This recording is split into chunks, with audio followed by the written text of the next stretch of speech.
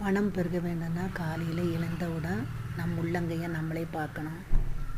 கடவுளை வணங்கும் சமயத்தில் நல்ல எண்ணத்துடன் பணிவுடன் வணங்கணும். சாப்பிடும் பொழுது இடது கை தட்டை பிடிச்சிக்கிட்டே சாப்பிடணும். இரவு நேரத்தில் தயிர் சாப்பிடக்கூடாது. சாமி அறையில் விளக்கு பொருத்தணும். கண்டிப்பாக அந்த சாமி அறையில் ராஜ அலங்காரத்தை கூட சாமி இருக்கணும். வீட்டு வாசலை பார்த்து ஏழுமலையான் படம் வைக்கலாம். அதுக்கடுத்தாப்புல திஷ்டிக்கு பூதம் படம் அப்படிலாம் வைக்கக்கூடாது. பிள்ளையார் படம், முருகர் படம் வைக்கலாம். லட்சுமிக்கு உகந்த பூ மல்லிகைப்பூ. நம்ம பணத்தை யார்கிட்டயா கொடுக்கும் பொழுது தலைப்பகுதி நம்மிடம் இருக்குமாறு கொடுக்கணும். நல்ல எண்ணத்தில் இருக்கணும்.